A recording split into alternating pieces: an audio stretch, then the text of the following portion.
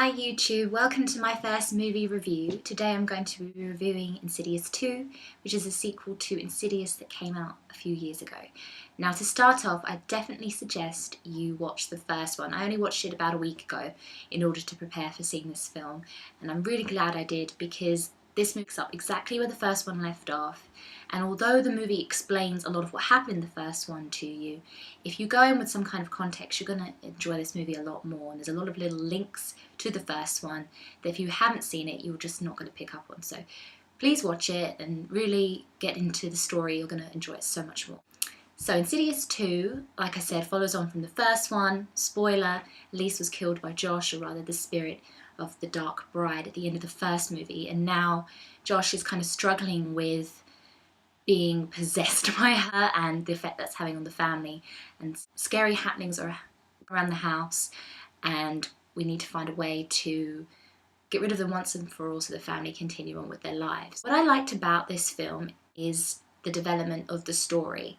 I think with this movie what we get is more about who these spirits are, why they're so evil, what they want with this family, and we also see their lives before that they were ghosts. We see what they're about, and I really like that. It reminded me a lot of the Paranormal and Saw franchises where, you know, we got more of the story each time.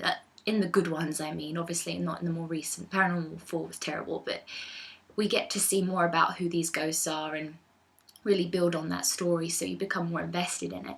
I think this was really clever in this film as we see really was going on the whole time, and I thought it was really clever. In terms of scares, I'm a big horror fan. I do get scared quite easily, but I do enjoy the fun of the scare, and this film has a lot of those moments, a lot of jumpy scares. It's not as chilling as Conjuring was. Conjuring was quite creepy and generally psyched you out a little bit. This one is more silly scares, but still a lot of fun, and definitely worth seeing for a good scare time, I would say.